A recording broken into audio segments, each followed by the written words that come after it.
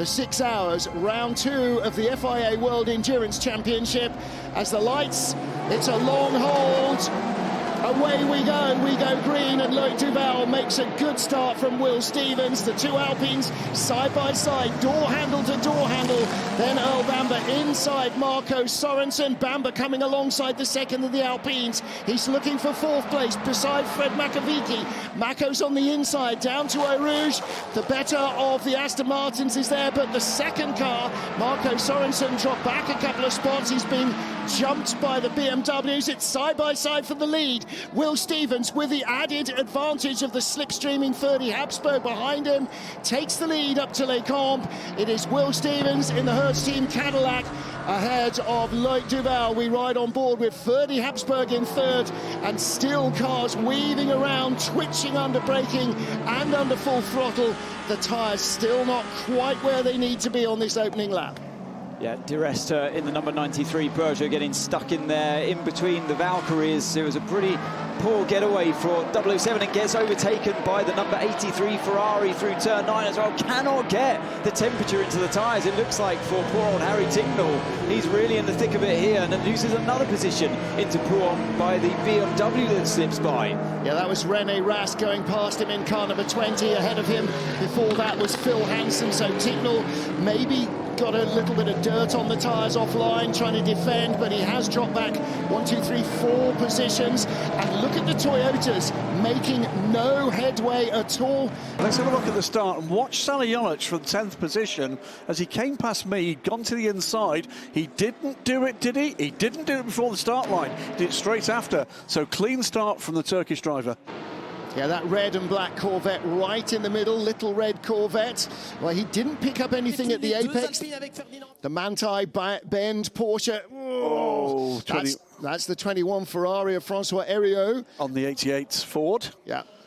It's like a butterfly hitting a block of flats, isn't it, really, in that encounter? And that was Sally Jolic's view. He actually gained on the 91 DK Engineering Porsche and then lost to it on board with Fingersitz, 30 Benji Goethe, and that's Alex West, I believe. Alex West's car, yeah, the second in the McLarens, the one with the blue highlights. The two McLarens still quite a long way back down the order. Oof, we didn't see that, did we, in the early part of the race? That was the 91 car running wide. Brave move to try and go around the outside there, but you were never really going to be given the room, but he was definitely had the door. The incident, by the way, we just saw that attack on from Eric Powell on Van Rompuy. Now we got a drag race in front of the main stand by the pits. Powell just nose ahead, but the wrong line for La Source.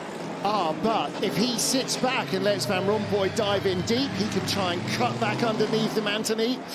Van Rompuy got that one pretty well judged, and he wasn't allowing the switchback, but look at the straight line speed of that Mustang down towards Eau Rouge, and Radion, I think he's got the job done here, and he's through. Oh, fantastic stuff. First ever race for Eric Powell at Spa. You could hear the grandstand responding to that. Door handle to door handle into Eau Rouge. What a good move. And you're right, I think the Ford, who was showing all the way from the start, it's the quicker of the two cars, and this is how it all happened. He just had that momentum, didn't he? And a slightly better straight line speed saw him through. Van Rompuy judged that one perfectly in La Source. Nothing more he could have done. Well, look at that for a bit of bravery. Fantastic stuff from Eric Powell, and Van Rompuy's now dropped back from the Mustang almost into the clutches of the Aston Martin behind. This field, by the way, in Hypercar, 2 gaps in the entire field over a second, and the ones that aren't as much as 1.1. No. Now, the real question after qualifying was, what are the Ferraris that are out of position and the Toyotas that we think are out of position going to be able to do about it? And the answer is really not very much, because nobody's got speed in hand over anybody else. Look at this. They're all effectively within 1% of each other in terms of pace. It's incredibly close on pace at the moment, isn't it? Okay, this is the early part of the race. Lots still to come as the cars get lighter as the track rubbers in. It's a classic battle, isn't it? Side by side between the Ferrari and the second Cadillac now. Yeah, so this is Miguel Molina on Earl Bamber. He's on the outside, Bamber with the inside line, and hangs on to 6th position for now, but now look who's in hunter killer mode right behind. Marco Sorensen in the 009 Aston. You can see it in the mirror. And he's not there just because of this scrap between, and that's what happened. Ooh, a bit of contact between the number 38 and Kevin Magnussen, the number 15 BMW. And that was Magnussen moving up to 5th from 10th on the grid. I told you he's got his elbows out. In the energy, that's the race leader. Trouble for the race leader, Eric Powell in the gravel. Now, what has happened there? Well, that is down at campus. He was clear of Van Rompuy. So what has happened there? He's... Oh. Safety car deployed. Safety car deployed. Leader, please slow down. We are under safety car. Leader, slow down. We're under safety car. Yeah, safety car, because we're going to need to rescue him out of the gravel. He's gone a long way in, hasn't he? Ben Tuck there, looking as you might expect. Yeah, that is properly beach, not coming out from that one. Right, what happened here then? Oh no, just turned in on the gravel. He had a weird left side of the car. Please cool down a little bit. I need some air to put the safety car between you and car 54. Yeah, he just had a little bit of left-hand side of the tyre on the gravel when he turned in, and it's as easy done as that. So that was Eduardo Freitas, we heard, by the way, just talking to the lead cars team to ask them to just ease off. Because they were... 54, please overtake the safety car. Car 54, please overtake the safety car. Oh, as we see the Ferrari versus Toyota into turn 5 round the outside. That's a brave move, but he just about gets through at turn 6. Brilliant move there. And you can see from the side panels that was for 13th, so there was Antonio Giovinazzi going by Mike Conway, and Conway now under pressure from his own teammate Brendan Hartley for 13th. This is a team that's won here more than anyone else. This is not where we expect to see Toyota, and may not be where we see them in 5 hours and 28 minutes either. Let's see, that's how Brendan Hartley watched his teammate get overtaken. So at this point in the race, at least, it looks like the Ferrari's definitely got the speed over the Toyota, and these two battled each other all the way to the wire in Imola. Equal pace between the two cars there, but doesn't look to be the case here. We're going behind the safety car there. I could have overtaken them. Here comes our leader. Oh, and this time the Alpine and the Peugeot both close right up on Will Stevens. Well, 4-car train coming here through at pace. Well, Will Stevens had to really slow down quite a lot through Blanchemont, which is almost a flat-out corner, or can be taken flat out in a hypercar, so he lost all that momentum, and Habsburg was right back on him before the chicane. That's the closest these two cars have been, and here comes Giovinazzi down the inside of the yellow Ferrari at La Source. And there's a touch. Little bit of a shoulder shimmy just to give himself some room. And Phil Hansen going, oh, yeah, OK, you can sit there, mate. Oh, sorry, it's Hansen, not Kubica. Apologies for that one, but he's through anyway. So Giovinazzi is really on the move. He's looking quick, and I don't know what he's been able to do with those tyres in that car. So Hansen would be thinking about that one, but another move potentially coming up here as well before turn 5 at the Com. Yeah, that's Rast on Di Resta just ahead of this little battle as well. So René Rast, I don't know if he got through on the Peugeot. But this is the view, side by side into Eau Rouge. The completely full grandstand, we'll have a literal grandstand view of that. Brilliant stuff. Still in 5th. Oh, drat. The DK Porsche gets in the way, or the Ben Porsche gets in the way, and now he's trying to join, but there was contact there. The Cadillac hit the Ben Porsche. There was contact between the two of them. The second Caddy. That's the 38 car of Earl Bamber. That was in 6th position. Was it sitting down on the left rear? Watch his hands. Oh, and he's got to the curb there. He's got a free track on the inside. Oh, and then just in a straight line. It wasn't even in the corner. That happened. So I need to see the off-board shot of that one again. Does look a little as though Yasser Shaheen was unsighted, didn't see him coming and started to turn into Pouhon, but that is for the stewards to decide. We do know, Bamba's been on the radio, it is a left rear puncher. Cadillac going very slowly as he rejoined, and there is the Benz, the 92 Porsche coming back on. That is Yasser Shaheen. So we'll see a replay of this one then. This is riding on board with Bamba. We saw that moment, didn't we, through Pouhon. Oh, and he's gotten to the curb there. He's got a free track on the inside. Oh, and then just in a straight line. It wasn't even in the corner that happened. So I need to see the off-board shot of that one again. Does look a little as though Yasser Shaheen was unsighted, didn't see him coming and started to turn into Pouhon, but that is for the stewards to decide. We do know, Bamba's been on the radio, it is a left rear puncher. He is heading to the pits. He also had a bit of a brush with the wall in recovery there, Earl Bamba, as he exited the gravel trap, just a brush with the wall on the left-hand side. Sometimes when you're making a move like that as the overtaking car, it's easy just to drift over naturally towards the racing line. Here's Phil Hansen diving down into a rouge. So that's how Ticknell got the run. Yeah, that's the worst place to overtake. That was completely off the track, actually, for Giovinazzi. I think the stewards might be looking at that one. You're not allowed to overtake cars off track, even if it's a GT car in another category. He would have, if he hadn't swerved out wide, that would have been a plane crash. Yeah, well, no.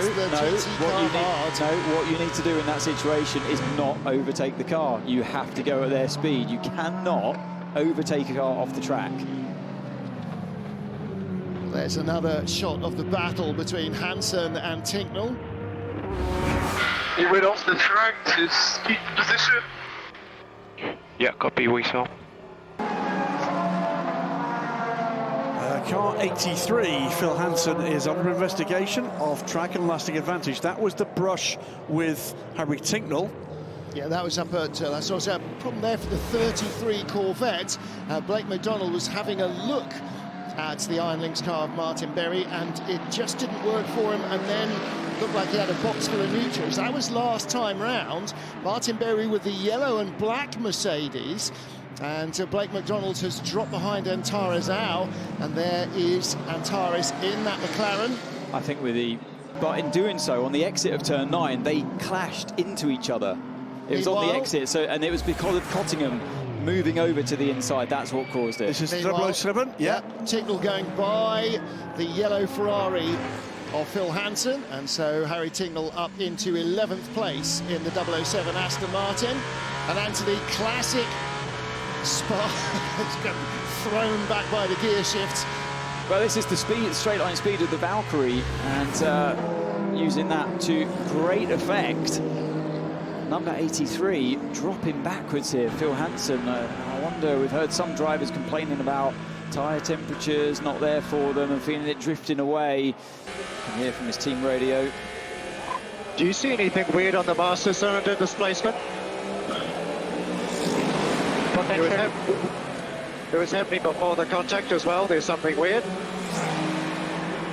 Yeah, so he's feeling the brake pedal maybe a bit spongy or something under his left foot, and a little bit, obviously, well, more than just concerning when that happens. So he's asking the team if they can see anything in the data. And he said that it's not because of the contact. Nah, he's coming in. So, yeah, this isn't due to the contact. He said it was there before the two cars touched. So the driver not happy with that one. He's feeling an inconsistency in the brake pedal, and there is no margin for error here. Looking at that again, I'm not sure I can blame Bamber for that one. Here is the battle between René Rast and Brendan Hartley, and Hartley will be the race leader. This is the battle for the lead right now. It is, Oof. And Hartley does not have to stop immediately, whereas Rast very likely does. René Rast not wanting to give away track position. René's been for fuel. René's got a 50-second stop on the against that car. Oh, I beg your pardon, I hadn't noticed that he had stopped. So in that case, that is not just the de facto, that is the actual race lead battle. Will Stevens is in third place, but they have taken on more fuel. They've taken on 16 seconds more fuel than René Rast and Brendan Hartley. By the way, the 32 BMW I just saw out of our window at La Source, here it is, went by Martin Berry again. So Berry had retaken the position from the 32 car. This was just about 30 seconds ago. Ooh. Okay, here we go. So he's in traffic. Look at that. He had the momentum. Nothing that the Alpine can do to defend himself, and actually did the right thing not to defend at late notice. That could have been a big crash there with such a high closing speed. So Habsburg using his brain and staying out of trouble, keeping both cars out of trouble. So it wasn't just the fact he was slowing down and losing time. He just lost the momentum, which is so easily done through that part of the track. We cut back to the Peugeot behind, but Giovinazzi looking for 7th place on Magnussen. They were both squeezed in traffic. Giovinazzi with a little bit more speed. K-Mag not really giving him more room than he needs, and just cuts across his bows as they get to Les Combes. But he's looking to go around the outside. He's touched the gravel and gone off and tinged the barrier as well, and comes back on. Dangerous rejoin in the middle of the pack. Everybody survives it, fortunately. That was always going to happen, trying to go around the outside of Magnussen in turn 6. He was never going to give you the room, never going to give you, and you've got to know your competitor. You've got to know who you're racing.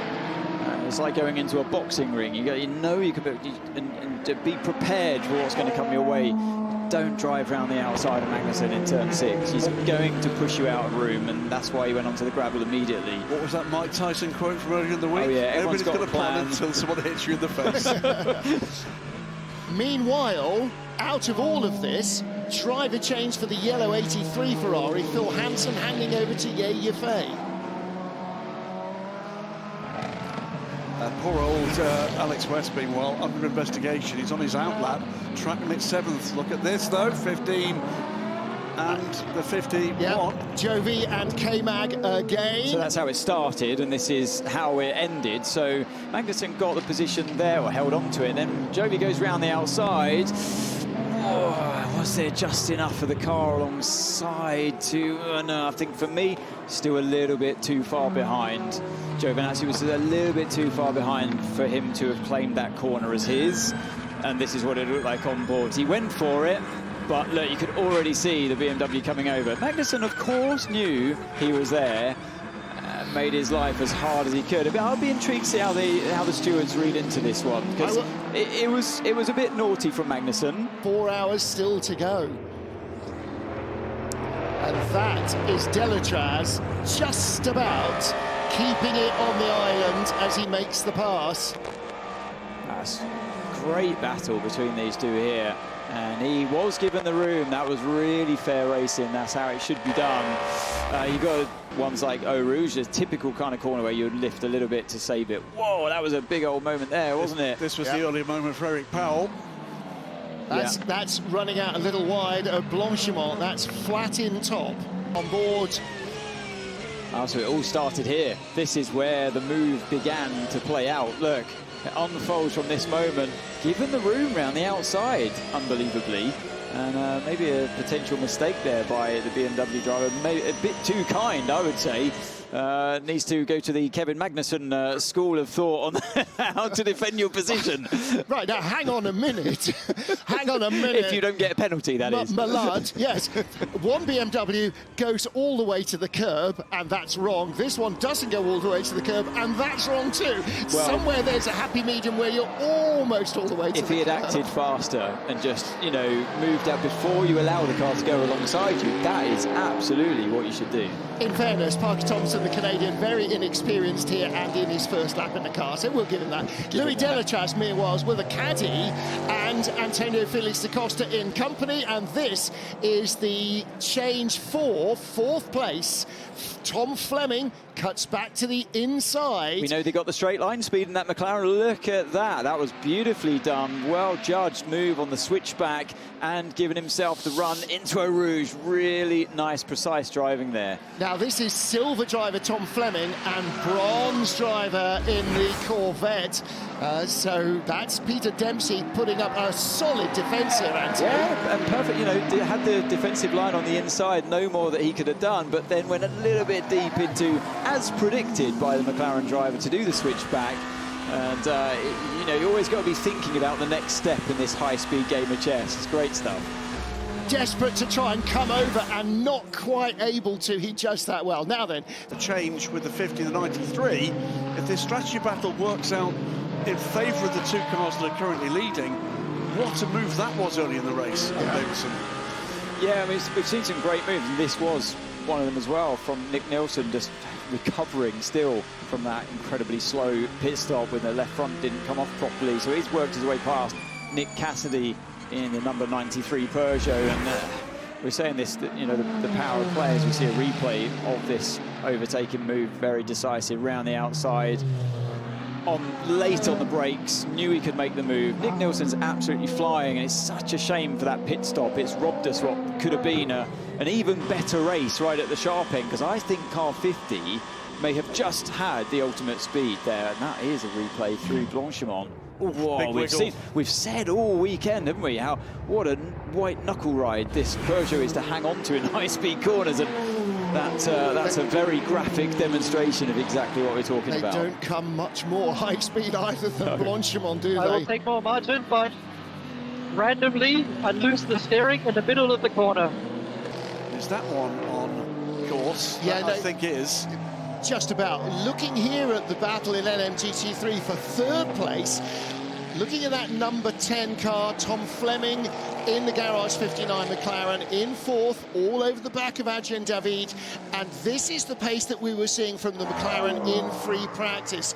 Once the bronze drivers have completed their drive time, there is more pace in the car compared to their rivals, and Tom Fleming is showing exactly that now, shaping up for a move for the top three. Yeah, Adrien David, it was putting some cracking stuff too. Tom Fleming was a bit of a star, change there between the 92 and the 33. How did that pan out to when it got down to Rouge? The answer is the Porsche to the outside takes the position. That is Ricardo Pera ahead of Johnny Edgar. And in the battle we were just watching, Tom Fleming did not get by Adrien David at the bus stop. On a run that looked all day like it was going to be a winning run for the number 10 Garage 59 car on debut at Imola, but an alternator failure robbed them. Side by side, this is Peugeot, this is Victor Martins, isn't it, in the 36 car. He'd got by Porsche and will have to give that place back, has to do that, but look behind at James Collado. Three cars battling here for third place overall. We are, what is that, 2 hours and 35 minutes? It's a touch there between the Alpine and the Ferrari. Collado turns inside as they come out of Beau Rivage. Yeah, Collado is close right up in this battle as they've been squabbling. Porsche still in third, Martin in fourth, flashing the headlights in the red Ferrari. Collado in fifth position. Let's hear what it feels like in the middle of the sandwich. Yeah, we have 2% more than the Peugeot, but more we save and more energy we have and better chance we have to overtake in the pit. Full course yellow deployed, full course yellow deployed. In the pits is Toyota number 7. So they were in, you assume, before the pit lane closed. They can leave. And it is this little bit of bodywork. Entering the track from driver's left at T4 exit. Will be entering the track from driver's left at T4 exit. What are we watching here? Replay of the Peugeot pit stop. Oh, it still had the earth attached to it. Now, normally that comes unclipped the moment the car moves, but it didn't seem that it did. Trouble for the 19 down at turn 5-6. Now, this is Mathieu Jaminet at the wheel, and But he's decided to stop the car. Steering? We're hearing maybe? hearing he's lost power steering. Yeah. Not the first time we've seen that. You'll recall Ant's dramas, and he's back underway for Renger van der Zande in the then Ganassi run. Cadillac losing the steering in the compression, and that's a somewhat more dramatic circumstance. And a few years before that, Pietro Fittipaldi as well. The BR, the Dragon Speed car. Yeah. Same electric power steering issues. And maybe that is the issue for the number 19 car as well. Riding on board with Yafei, just taking very late, avoiding action as he ran up behind the 77 Ford Mustang of Seb Prio. Whew. Tom Gamble with the Aston Martin. 007 and 009 were both up in the top half dozen early in the race, certainly in the top 8 early in the race. 009 still is. It's got a Cadillac and well, hang a minute. a Ferrari right behind. 009's got in front of car 12. Yeah, it has, hasn't it? And so, the Ferrari is ready to go as well. So does Delatraz have an issue? Maybe he had traffic going through Eau Rouge, but wow, we're going to see. Straight line, outbraked. What a great move down the inside into turn 5 at Le Combe by Alex Riberas. Brilliant stuff. There is a GT Mercedes back there. Did he keep it all 4 wheels within the white lines? Yes, I think he did. Yeah, great move by Riberas, and very opportunistic if that GT car was involved, but he's got in front, and it looks like he's starting to make a bit of a gap. I'm not sure if it was that Mercedes, if there's another car further back that maybe hindered him coming over Redillon. Norman Nato getting ready to take over the Cadillac. He's now at a point where he's got a 3-lap gap, and here we go, the 92 on the 61. This is for 8th place. Oh, 61 just happened to bail there. Rui Andrade, and give that place back. Yes, you do. Richie Leakes in the Porsche on his outlap. Sheldon van der Linde continues to lead here with 3¼ hours in, 2 3/4 remaining in the 6 hours of Spa-Francorchamps, with all sorts of intrigue.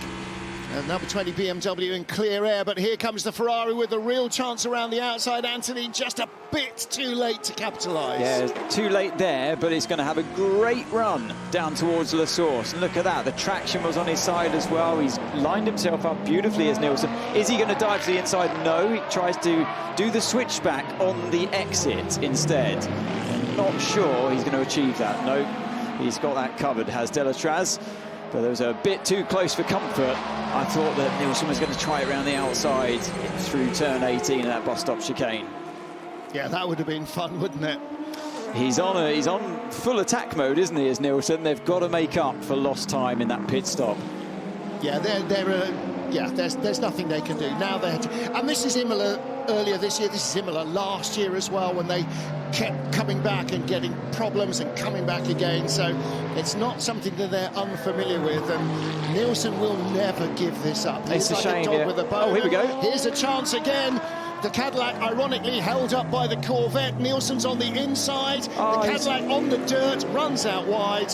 And in the end, it was a lot easier than Nielsen probably anticipated. He just got onto the marbles and didn't anticipate that. And with the GT car in front, that was the opportunity that Nielsen needed. He saw the gap open up initially down the inside and thought, yeah, I'll give that a go. And Delatraz, I was sure he was going to hang on to it around the outside, but just got onto the marbles. That's why I jumped in. Sorry for that one. No. And he just couldn't get it back onto the circuit. Now, I'm hearing from team radio that Louis Delatraz has been asked to save energy. James Collado just ahead of Sheldon van der Linde. No, Lawrence Vantor, rather. Dries Vantor, even. Jiminy Vans, Vantor around the outside, contact, and a half spin for the BMW. He was going around the outside of the Ferrari, just got touched in the left rear quarter, right rear quarter. That's cost him time, big time. At first look, it looked like a racing incident to me. Both drivers going in hot. But you'll wait to see the replay of that one. Yeah, so a great slipstream, ducks to the outside, both very late in the brakes, tries to go around the outside. There is contact. I'd love to see it from the Ferraris on board. And it was the contact that resulted in the spin. Here we go. So, yeah, he locked up. Yep, he locked up, and that's why there was contact. So Collado on the curb on the inside, he was trying to give himself enough room to survive, but he didn't quite make the curb because he locked up. Yeah. He didn't make the curb on the inside, and I think that's the usual line, and that's what Dries Vantor was anticipating, that he would have the room. He didn't have the room. Close to trouble for the last car in the field. That's Sebastian Bourdais in the 38 Jota. He's spun coming into, or has he stopped coming into the chicane? He's not due to stop yet. He's got 38% energy. I think he may be coming into the pit lane. This is the car that Earl Bamber complained of an issue with the brakes with. So Seb's got the go in. Okay, Seb, so yeah, explain us a bit more the problem you've had here. I just went 5 to 6, and it went no drive, and quite a horrible sound in the gearbox. Wow. 5 to 6, and there was nothing at home, and the car is back in the garage, and you sort of sense maybe that might be the end of the road. 38 has been more trouble than it's worth, waiting for driver changes, and they are just playing their hand with everything that they have got. The drivers have been superb. The pit work so far hasn't let them down, and their offset strategy has put them back in front once more.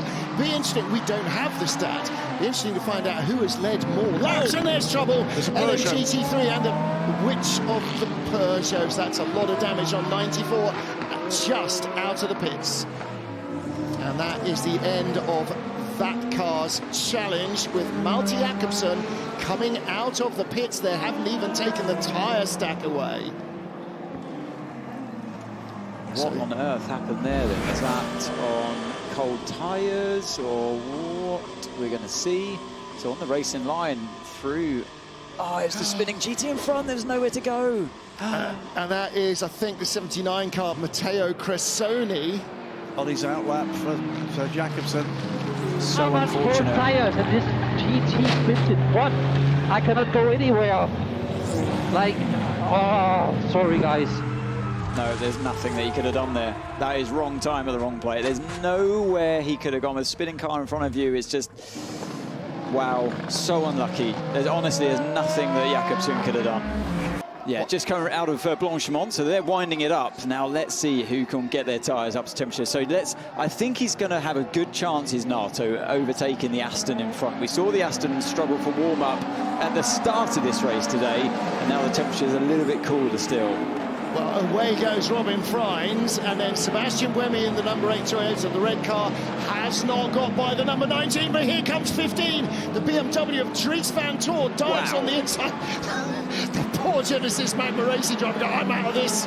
Let me out of the way, let me out of the way, let me out of the way. He doesn't want to be in the way of any of this, Paul-Luc Chatin, but that was a great move by the BMW to dive by Charles Milesi. Dries Van Toor up to 3rd, and on the heels of Buemi, here comes the Ferrari, number 50 of Antonio Fuoco. He wants to catch Milesi by surprise as well, and behind him is the Aston Martin of Marco Sorensen, and Norman Nato has not stayed with the Aston at the restart. Yeah, those brand new tyres for the... I mean, Fuoco's engineer mentioned, didn't he? He said Milesi is potentially the weak one here with slightly older tyres than the rest of you. Can't see Nato making moves just yet on those soft tyres, but great stuff by Fuoco to gain a position. Also from Dries Van Toor, that decisive move into turn 1. A monster move from Dries Van Toor to grab 3rd place. He's looking, I think, well, number 1, trying to get towards the lead, but number 2, what a great rear gunner he could be for the 20 in this situation. But never mind the 20, that he thinks it's even Stevens. We're going to win this one, and not the 20 car. Dries Van Toor in 3rd, Antonio Fuoco in 4th, Milesi 5th. There is Nick Nielsen coming through, Alessandro Pierguidi rather, in 8th place coming through the field as well in the 51 Ferrari, despite that being eased off into the gravel. Yeah. So looking at the replay here, Chan Juven on the right-hand side with the bright yellow nose. On the inside, Jose Maria Lopez, Juven, the Porsche specialist, going the long way around the outside of Nicky Katzberg. Katzberg going, oh, no, you don't.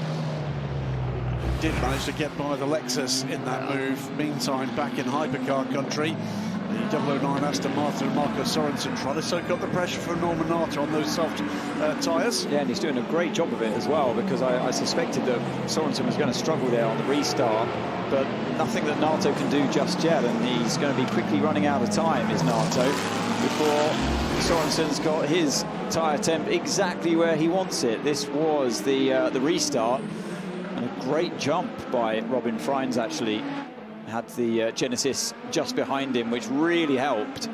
And I liked how the Genesis, you pointed out, around about this moment here, he just dived to the inside and thought, I'm out of this, guys. I don't want to ruin your racing. Yeah, he pulls over here on the right-hand side, almost, you know, back up into the pit lane. But look at the BMW, where it just goes to the inside. Oh, there was a touch, actually. That's how he found the opportunity. Car number 35 of Milesi outbrakes himself, hits the back of the Toyota, and that's what opened up the gap for Dries Van Tor. That was nearly a gimme. He nearly got both of them, yeah.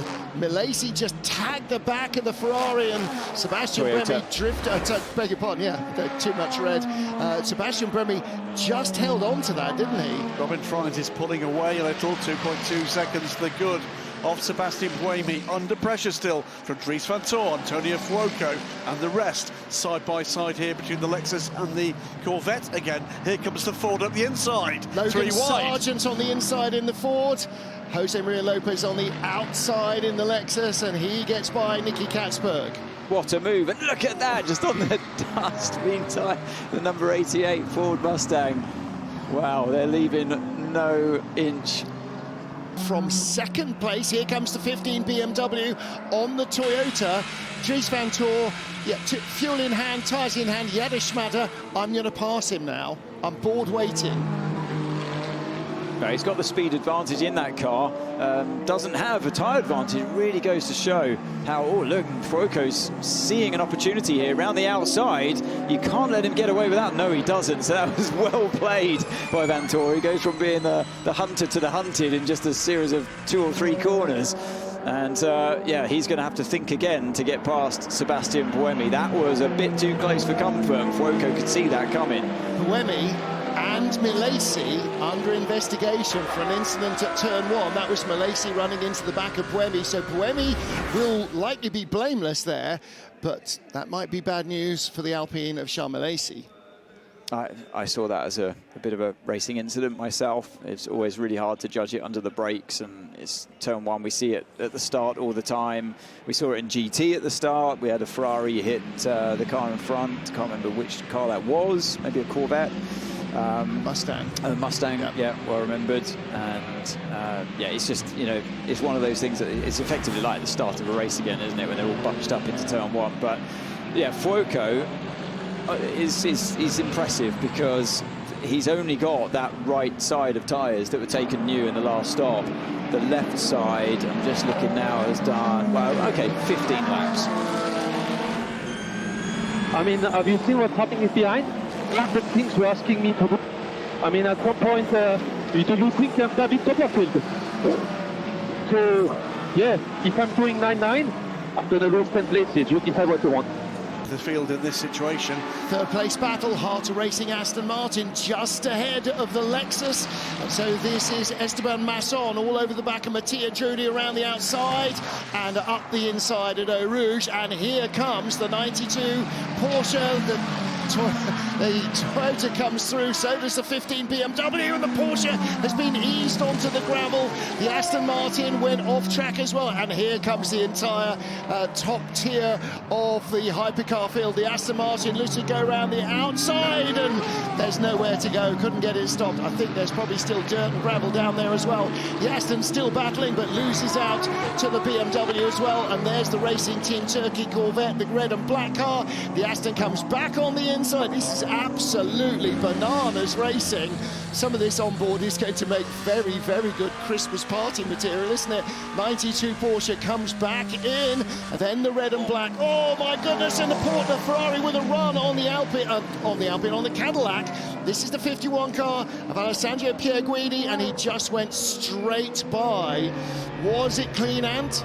Yeah, it looked good. You know, he dipped the car on the inside and put the that's why it was. I wondered how he got that run. Yeah, you know, he had wheels still on the track technically because he didn't put all 4 over the white line. Look at this. He lifted early and then floored it to carry the momentum. He judged that really well. The gap opened up. The car tries to come out Nato to defend the position, but Pierguidi was not going to lift. He was not going to lift. And this, sorry, I saw this move as well. So this was a little bit naughty by Drudi there, because he went all four wheels over the white line. That caused this whole situation. He rejoined the circuit, and that fight then continued down towards, on the Kemmel straight down towards Le Combe. So that's what I don't like about that sea of runoff on the left-hand side. Look, the car rejoins flat out onto the track, and it just creates that situation that otherwise you would have to back out from.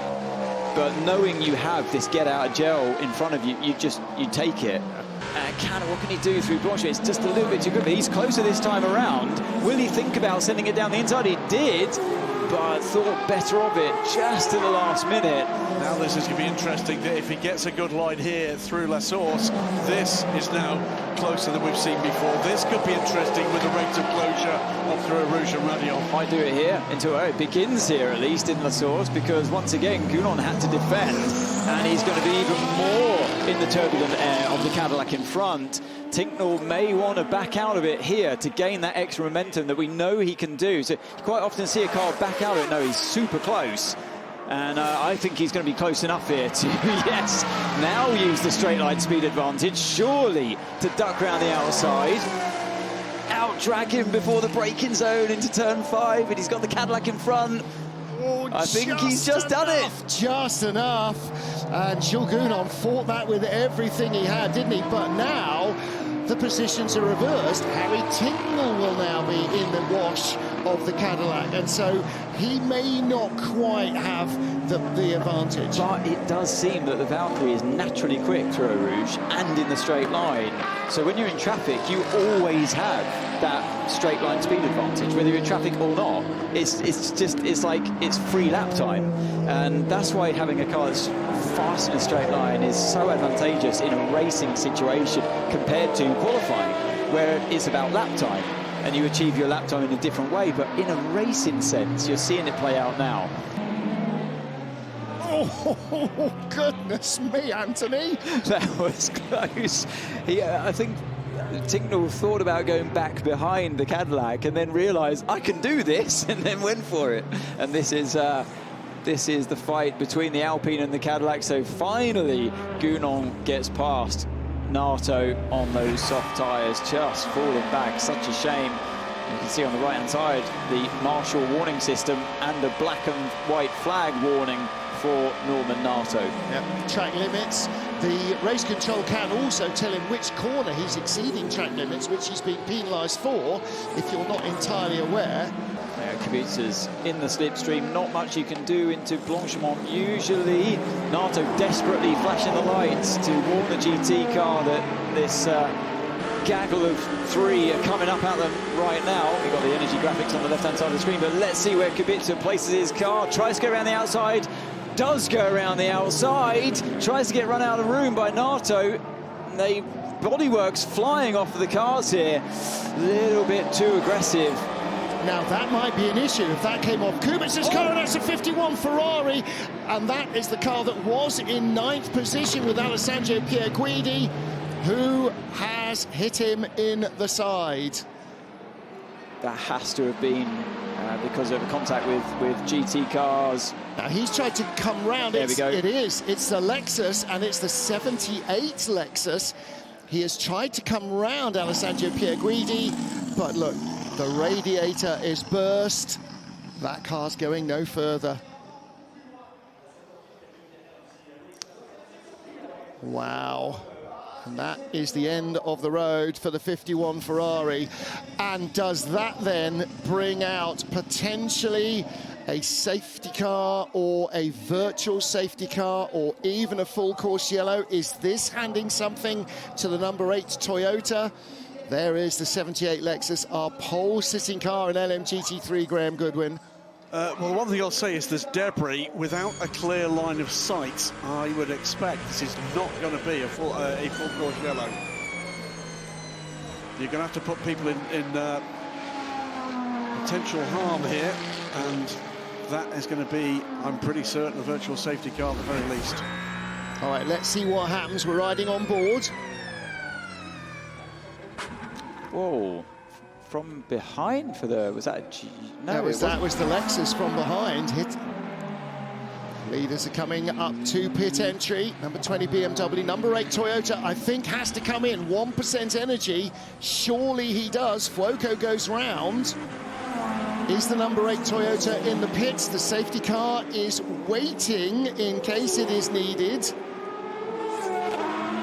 Number 8 is in the pits. I don't think that hit from behind was the Lexus. I think it was another hypercar, and I think the Lexus then ran into the side of 51.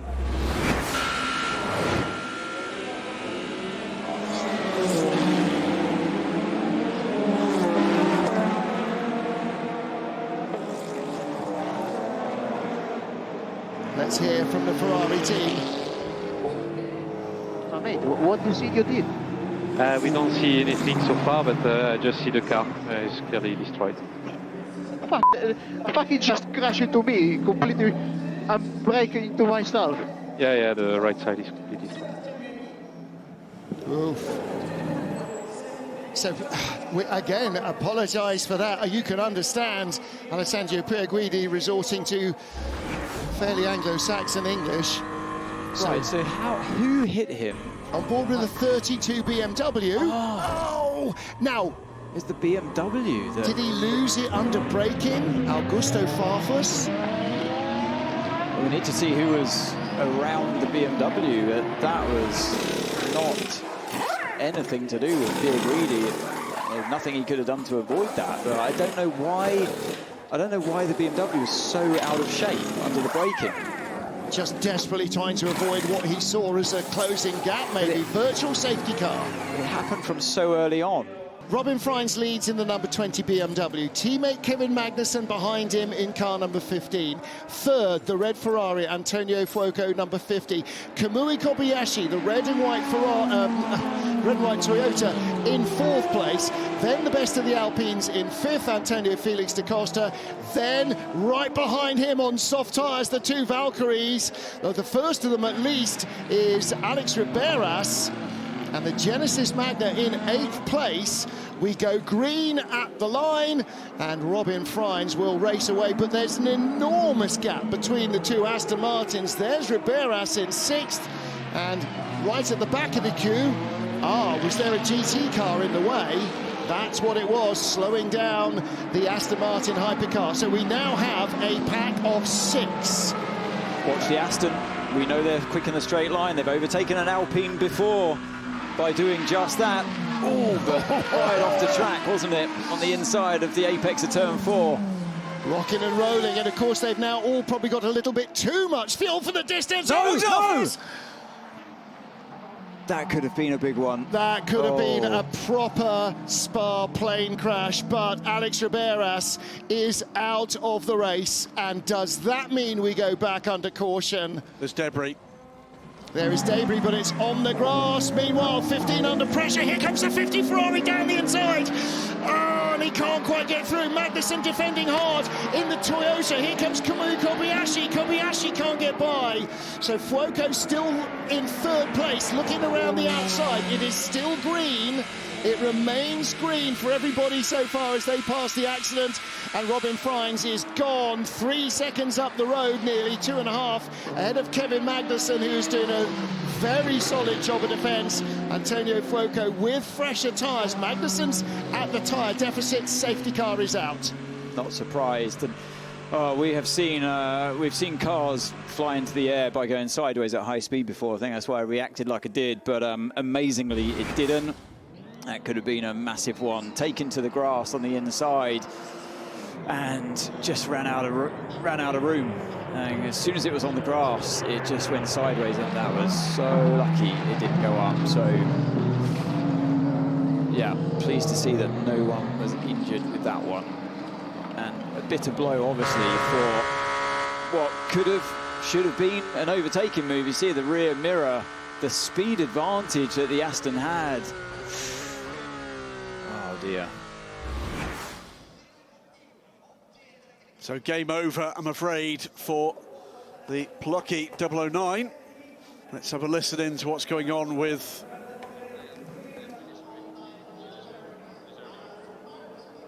We all do, mate. It's a team effort. It's a team effort. We win and we lose together. It's all good. Okay, here we go, and away immediately goes Robin Freins, beetling for the horizon. He'll have been told by the team on the radio, safety cars in the pit lane, go, go, go, go, go. Kevin Magnussen in second. Third, the red car, Antonio Fuoco. Fourth, the red and white car, Kamui Kobayashi. Kobayashi having a bit of a weave in front of Antonio Felix da Costa and Tom Gamble. That's the top six. Then the LMGT3 leaders are keeping the rest in abeyance. Again, it is half a dozen cars for the podium. Here's the LMGT3 victory.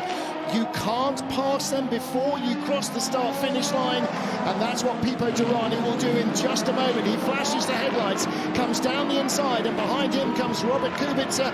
Kubica can't get through. Derani's on the inside of Kirchhoffer, and that separates Kirchhoffer a little bit from the Ferrari in front, but the BMWs are trying to head for the hills here. And off goes the second of the Astons. Was that looping around the...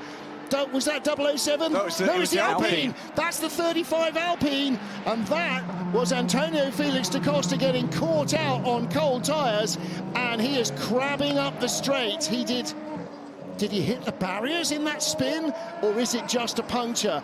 And are we going to go to safety car, full course yellow? All right, well, there is the end of that particular shot. We're now down to a gang of 5. Robin Freins leads, Kevin Magnussen, Antonio Fuoco, Kamui Kobayashi and Tom Gamble on board, Anthony. So turns left into the right. Oh, he's lost the car on the left and did make contact. Cold tyres. Oh, and here he comes across the bows of the Aston Martin. Goodness me! That was close. That was nearly a plane crash for Tom Gamble as well. And here's the BMW hanging on to second.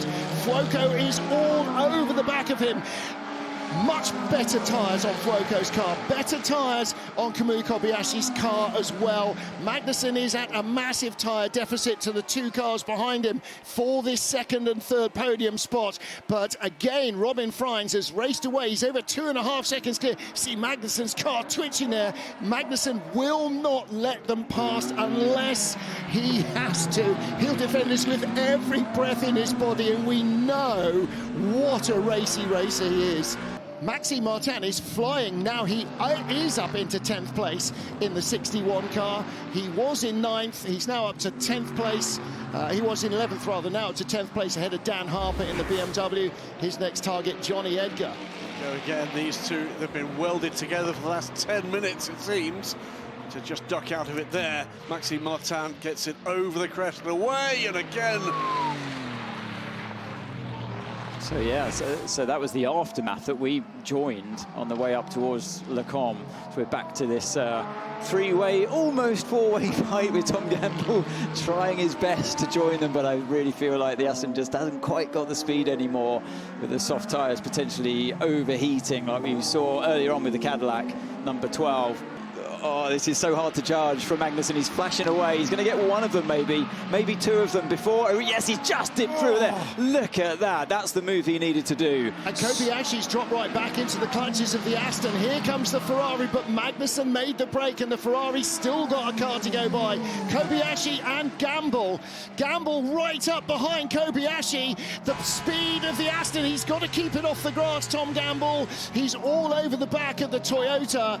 And Tom Gamble with speed up behind Kamui Kobayashi. This is for 4th place.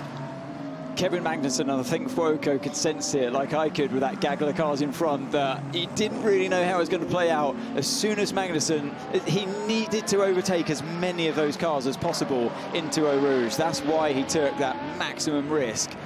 61 Mercedes is in front. Magnussen again will be getting there, but they've already been passed by Robin Freins, so that is good news. Well, we see the car 15 and 20 under investigation for the safety car restart. Is that Magnussen dropping back too far at the restart behind Robin Freins? That might be an issue. You're supposed to keep a sensible length between the two, but never mind. That'll be for after the race. Magnussen hanging on. Dries Van Tor watching, and here comes Fuoco on the inside. Does not watch Kobayashi. Watch Kobayashi, he's got the momentum. Well. Oh, Kobayashi, the 61 Mercedes is just in the wrong place, and Gamble's right behind him. Kobayashi, it's a big moment. Huge sort out coming. BMW's off track. Kobayashi right behind Fuoco, the two red cars coming down the inside of the 54 Ferrari, and Tom Gamble still in the mix here for a podium finish potentially, as is Antonio Fuoco, as is Kamui Kobayashi. Just 2.5 minutes remaining, and the Aston Martin is now well clear of Kobayashi. He's had the lucky run through the traffic. Magnussen with a warning flag for track limits. That means if you cut turn 4 again or half the other corners on the track, you will incur a penalty. And here is the battle for 6th place in LMGT3. Benji Goethe going by the car of Jose Maria Lopez, and Goethe makes the move stick up at Les Combes as well into the top 6. Johnny Adam picks up a warning as well. He's a little further back in this group. Pretty much everybody in the lead group for GT3 is on a final warning for track limits. I think most in Hypercar are as well. Kevin Magnussen still hanging on, just 1.9 seconds ahead is Robin Frijns, the race leader. Magnussen doing the job we knew he would do in defence, making life all but impossible for Antonio Fuoco. But for Fuoco, one more lap maybe, and he's got nobody in the rear mirror because Gamble got by Kobayashi but has not yet caught Fuoco. So he's free to attack, he's free to hurl it up the inside in a last lap lunge, as long as he doesn't necessarily worry about the points. Wow, Magnussen has done such a good job here, hasn't he? I think he's come across the traffic just at the right time as well, but he has been decisive when he's needed to be, kept it clean when he needed to be, and kept in a rhythm. So they're just on to their final lap now. Whoa.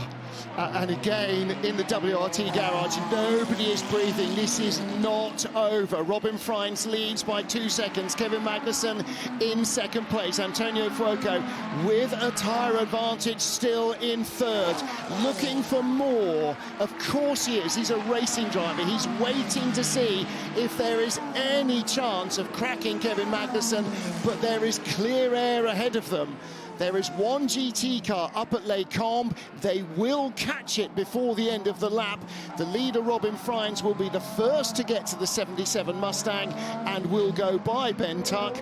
But here is our LMP3 lead battle, the Ferrari, the 21 car, with a 5-second penalty. And that means that the 2nd place car, the Garage 59, McLaren of Marvin Kirchhoffer, is the de facto leader from Mattia Drudi and Richie Leitz. Tom Gamble on the last lap warned about track limits. I don't think he'll worry too much about that. But if something goes wrong with Magnussen and Fuoco, the Aston Martin might be in a podium position. Has Fuoco got anywhere to go, Anthony? Well, they've got one more GT car coming up, car number 77, potentially. I think they will have to overtake him, actually. Yeah. Where do they meet him? We don't know. Magnussen's defended on the inside here. Fuoco's going to think about crossing the line to try something on the inside of turn 15. Nothing doing there, and loses out an awful lot of momentum. Car 77, by the way, is just about to be overtaken by Frijns. There he is, so they'll be safe for Blanchimont. So Robin Frijns heading up through Blanchimont for the final time. BMW lead, Kevin Magnussen in 2nd place, ahead of Antonio Fuoco. Fuoco thought about having a look, but left it too late. He has not got what it takes. BMW are going to come to the line, out to the bus stop for the final time. The fans on their feet, 101,000 of them watching. Win for BMW and 2nd for BMW.